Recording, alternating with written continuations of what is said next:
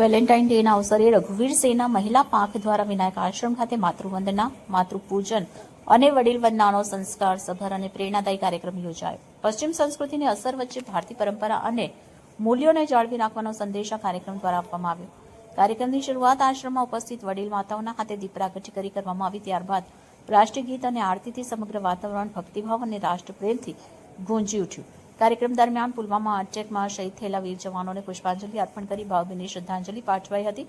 ઉપરાંત તાજેતરમાં અવસાન પામેલ દિનેશભાઈ દેવાણીની પવિત્ર સ્મૃતિમાં 2 મિનિટનું મૌન પાળવામાં આવ્યું હતું. આ સમગ્ર કાર્યક્રમને સફળ બનાવવા માટે પ્રેસિડેન્ટ ચેતનાબેન રામાણી, મહિલા પાંખ પ્રમુખ સોનલબેન સોઢા તથા કમિટી સભ્યો મીનાબેન ગોટેચા, ચેતનાબેન તન્ના, શિલ્પાબેન રામાણી અને રાખીબેન કારિયા સહિત તમામ બહેનોનું મહત્વપૂર્ણ યોગદાન રહ્યું. તેમના સંકલન અને પરિશ્રમથી કાર્યક્રમ સુવ્યવસ્થિત અને પ્રેરણાદાયી બન્યું. વેલેન્ટાઇન ડેના દિવસે માતૃપૂજન અને વડીલ વંદનાનો અનોખો કાર્યક્રમ સમાજને સંસ્કાર, સન્માન અને સંવેદનાનો સંદેશ આપતો સાબિત થયો. માતૃદેવો ભવ અને વડીલોના આશીર્વાદથી પરંપરાને જીવંત રાખવાનો આ એક સરાહનીય પ્રયાસ રહ્યો. Reporter Harsh Bada, A to Z news, Keshod.